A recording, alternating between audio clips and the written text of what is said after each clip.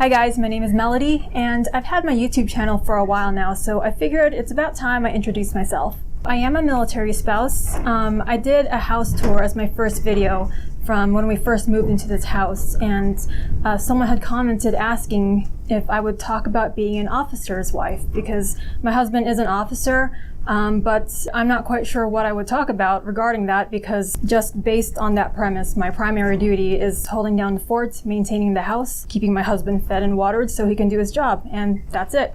I will say that I'm in the less common position of living my entire life in the military community, so I know other spouses have vlogged about life as a military spouse and how it's different from civilian life.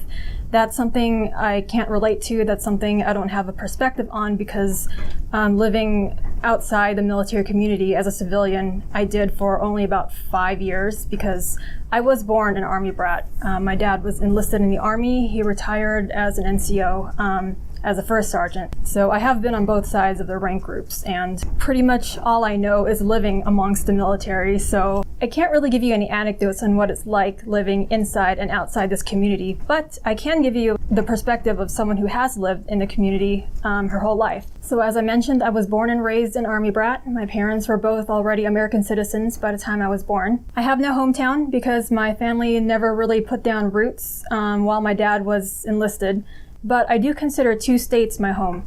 I consider New Mexico my first home state because my dad was stationed here for 5 years.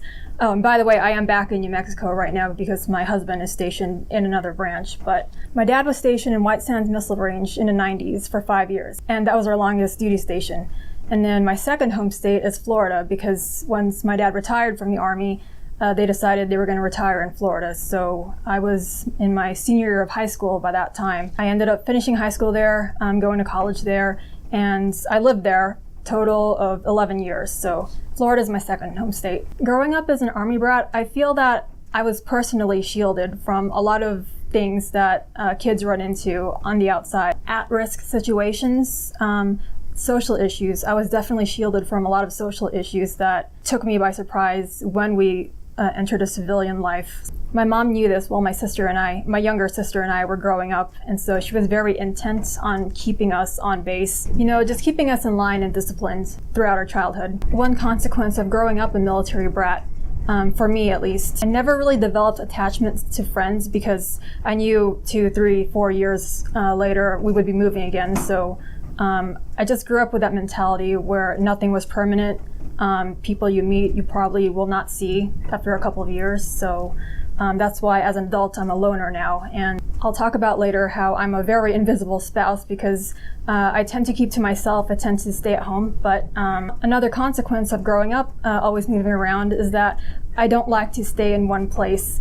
When I lived in Florida for 11 years, it was after a year of living there, I really wanted to move. Not because I disliked Florida, but I don't like staying in one area for so long because as a kid, it was molded into me where, we're going to keep moving. We're going to keep moving every couple of years. So that's what I was used to. And when my dad retired and I was stuck in Florida for more than a couple of years, I was getting really antsy. That's not the reason I married back into the military. I'll get to that. But also while I was growing up, I watched my mom as an example. She tended to stay home also because she was a stay-at-home mom. And so as far as trying to figure out a career field I wanted to go into if I were to stay in the military community in adulthood, I had 3 career fields that I was interested in.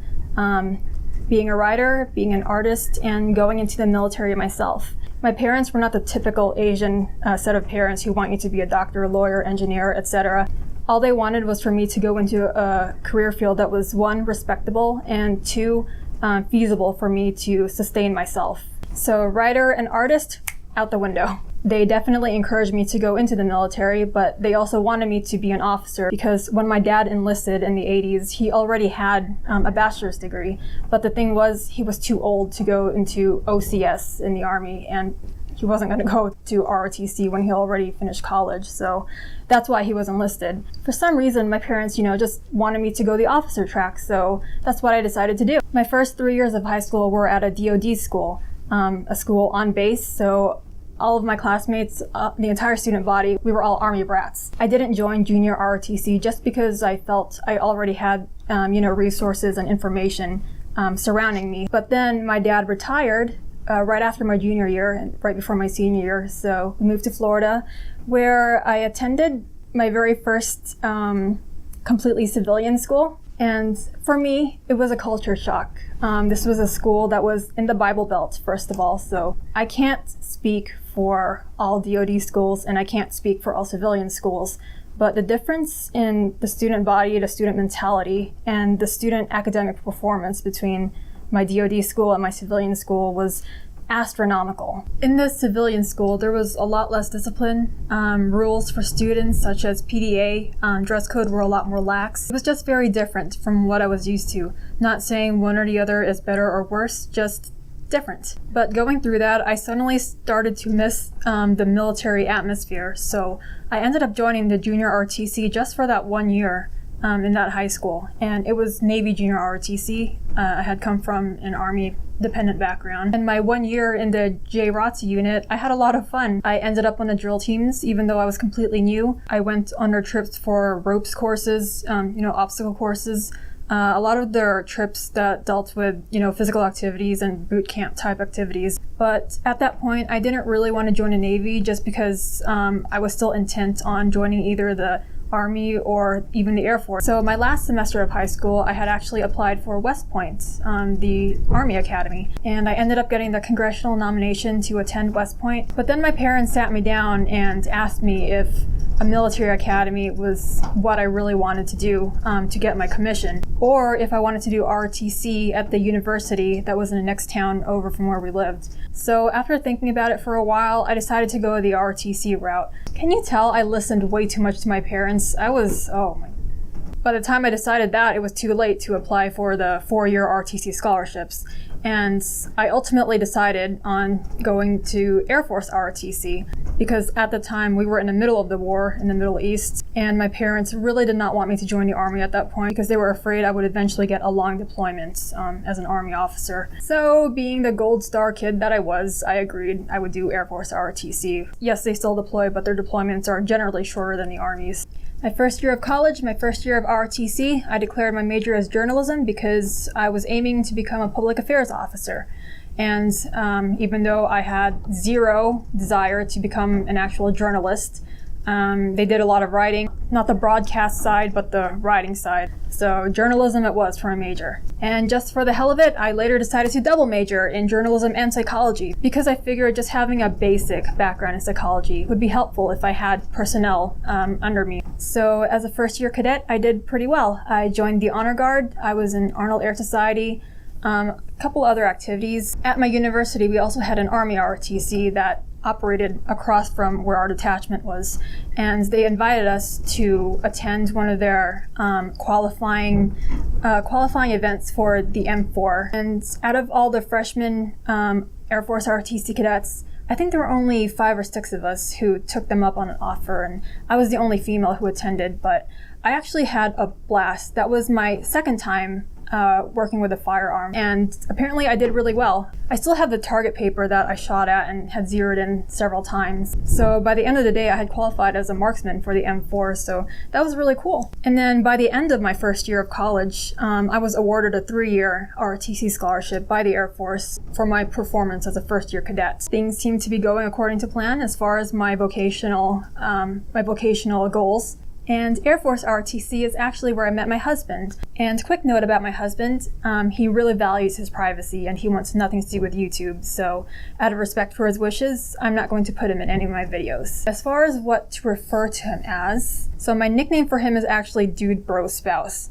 Dude Bro because he and I were buddies in ROTC before we even thought of each other romantically. We were friends, we were buddies, so nowadays I refer to him as Dude Bro Spouse, but I guess on my channel, since I'm the military spouse, it would get kind of confusing if I keep referring to him as spouse this, spouse, Dude Bro Spouse. So we're going to call him Orc, because that was his nickname from back in the day when he and I were both big World of Warcraft players. His main character was an orc, so Orc.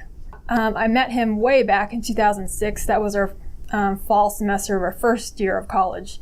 And at the time, we were both dating other people. I was actually in a relationship with a guy who was an Army ROTC, and then he had his girlfriend from high school. So we started off not even as friends. We didn't really care about each other when we first met. We didn't have the same social circles in the detachment, because I had my social circle, most of us were in the honor guard, and his circle was more of the academic side of it. So we didn't actually start hanging out until our second year of ROTC. Then second year of ROTC went well until it was time for me to get my physical for field training, and I failed the eyesight portion because I have always had terrible eyesight. I'm extremely nearsighted. I have astigmatism.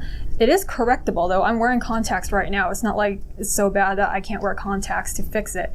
But at that point, this was back in 2008. So that was when the recession really hit, and all branches of the military were cutting out personnel, and as a result, it tapered down to ROTC having to cut scholarships and cut cadets. Pretty much any type of medical ailment could get you disqualified. So after I failed my eye exam on my physical, I tried to get a waiver, failed that. Tried to get a second waiver, failed that. This was 2 weeks before I was supposed to ship out to field training, and I remember it just being a very tense and anxiety-ridden roller coaster. And since none of my waivers went through, not just for my ROTC scholarship, but for going to field training, I couldn't go.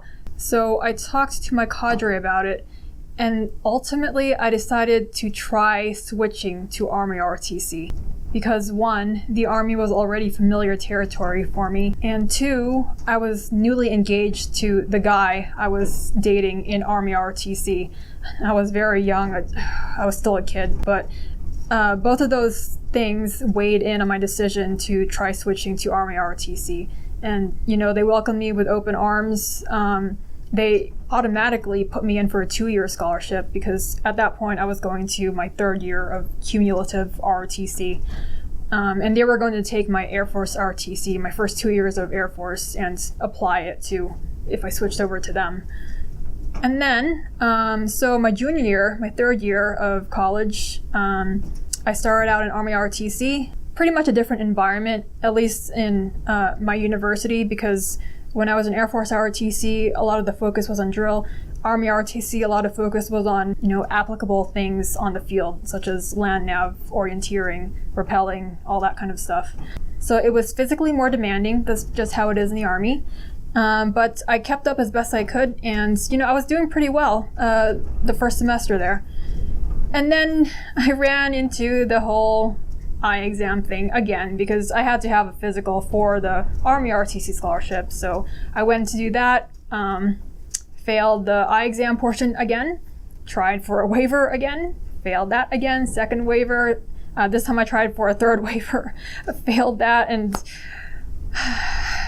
so I was running around trying to figure out what to do. This was my career on the line. I didn't really have a backup, which is very idiotic of me. I didn't have a backup career in case the military didn't work out. So I was really trying to get someone to give me a waiver. And then the Army cadre pulled me in one day. I think it was October of that year, October 2008. And they pulled me into their office and they handed me a letter from the Department of Defense itself. And in that letter, it told me I cannot join any branch of the United States military because of my eyesight. And I think they knew, because I had switched from Air Force to Army, I think they knew next I was going to try Navy. And if that didn't work, I was going to bust my butt to get in shape to try the Marines. Because at the time, I was so intent on joining the military, it got to the point where I didn't even care what branch. I just wanted to get into the military. Not just because it was what I knew, but because I genuinely wanted to serve. But the Department of Defense was like, nope, your eyes suck, get the f*** out. And I was devastated. I cried for weeks after that. A lot of people would not understand why I would be so upset about not being able to join the military, to volunteer myself into this type of workforce, this type of high hazard workforce. But it was something I really wanted. It was something I had wanted since I was a young teenager, and unfortunately it did not pan out. So my dreams of joining the military just dissipated into the nether. At that point, everything else was just falling apart. My engagement, he ended up cheating, so I broke that off. So pretty much all I had left was journalism and psychology. And even though I actually was not that interested in either of them, I didn't want to drop them and switch at that point because I had already invested so many credits into both of those programs. When I entered college, I entered with college credits already because I had dual enrollment classes in high school. So I had started my major technically when I was a sophomore. And right now I was entering my second semester of my junior year, and I really did not want to wipe my slate clean and start over as far as my major. So even though I did not want to be a journalist, and I only kind of was okay about being a psychologist eventually, I decided to continue on and see where it took me if I graduated with both those degrees. And I did. I actually graduated early. Instead of 4 years, I graduated in 3.5 years. Graduated in 2009, got my journalism degree, and then I just had a few credits to finish for my psychology degree, which I did not as a full-time student. So after that, I was pretty much just floating, trying to figure out my life since I didn't have a feasible backup plan. But that was also when Ork and I started to talk because he had just broken up with his girlfriend. He was also in a long-term relationship about the same length of time as my relationship with the guy I was engaged to previously. So we started talking, started getting interested. We ended up dating because I like to tell a story this way, where it was at a New Year's Eve party for 2009 going into 2010, and we were both hammered. We were 21, and without meaning to, I asked him out, and he was like, okay. So we ended up dating after that. No one in our social circle believed we would last, and they had this belief throughout the time we were dating, throughout the time we were engaged, and then when we first got married. On the surface, we were fundamentally different people. And sure enough, we fought a lot in the beginning, especially since I'm really not a romantic type of person. And this was partly a result of my past relationships, but that's just not who I am. And he mostly is. So we clashed on several things like that. And he was still in Air Force ROTC, and he ended up commissioning into the Air Force. So we were still dating at the time, and I was at a crossroads at that point because I already had my journalism degree and psychology degree. I could either pursue some sort of journalism position, maybe as an editorial assistant for a local publication or something, or I could proceed to a master's degree in psychology if I eventually wanted to become a therapist. I wasn't sure, and now with my boyfriend at the time commissioning, I had to take into account the fact that if he and I stay together, I'm going to be a military spouse. And there are certain gated aspects as far as vocations for military spouses because we have to keep moving around. But the thing was, I knew deep down I did not want to be a journalist. I did not want to be a psychologist. So I was at a loss. But Ork told me that as long as I had some type of goal for myself, he would support it. 2 years after dating and 1 year after he commissioned, we both decided that we should get married.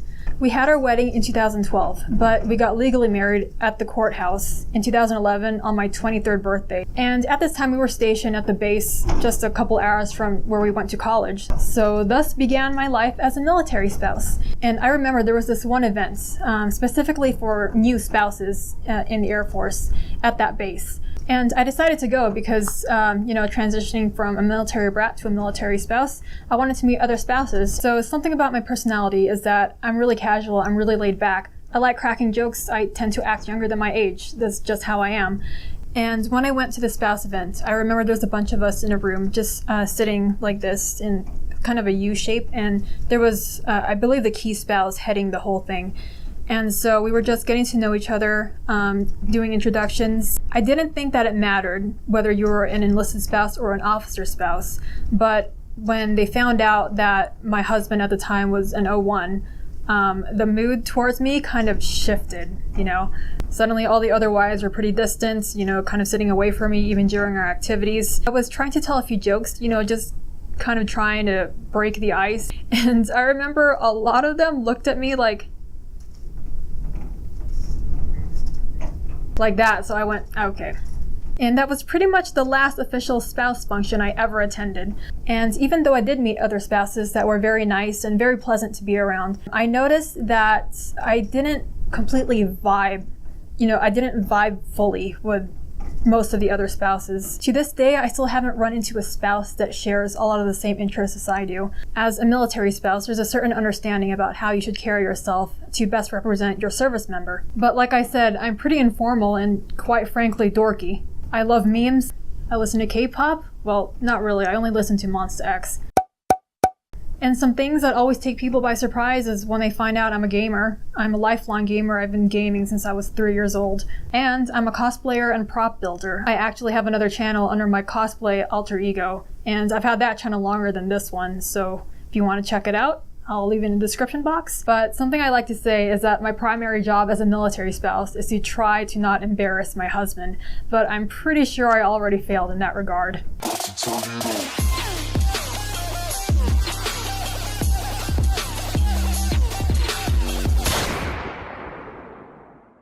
Yeah, so my main hobbies are gaming and cosplay. Massive nerd. Now, as far as what I do for income, I pretty much shelved my journalism and psychology degrees. I decided not to pursue either of those fields because I never wanted to pursue them in the first place. Why did I listen to my parents? So now I am an artist and crafter. For a couple of years, I was doing art commissions for people, but now I pretty much just draw and paint what I want, and I offer art prints. I also work with a lot of crafts. I build props, decor. I sew clothing. Sewing is a skill I've had since high school, so I sew my own costumes, and I upcycle old clothing into new pieces. I also crochet, and I do some scrapbooking, and I have a lot of big projects, mostly furniture, that I'll be working on throughout this vlog series. But yeah, I have a couple of online stores that I sell my wares at. Store Envy is where I sell all my original arts and crafts. Poshmark is where I sell pre-loved pieces from my closet, as well as brand name items that I've sourced. And Depop is where I sell my boutique type pre-loved pieces and all the clothing I've personally sewn into new garments. So that's my income source as a reclusive spouse doing my own thing. And as of right now, we are on our second deployment. He deployed in late February. He'll be back in early May. And just like last deployment, I'll be going about it alone. It's really not that bad. I don't have kids or pets, so I have the house to myself for a couple of months. But yeah, as far as what I'm planning to do for the duration of this deployment, I have a lot of stuff I need to get done around the house. We've been living here for a year and a half, almost 2 years now, and I still haven't finished completely decorating everything. I have a lot of stuff to repaint, I have a lot of stuff to build, so I figured I would start documenting it in this vlog series. And if you have questions about being a military spouse, I've been a spouse for about 7.5 years now, but I'm probably not the right person who can give you answers on resources for spouse academics, spouse careers, and childcare and such, all those things, because I haven't utilized them myself. So to be honest, I don't know. And as far as spouse social groups, I also don't really hang out with other spouses. Most of my friends to this day are non-military. They're all in different states.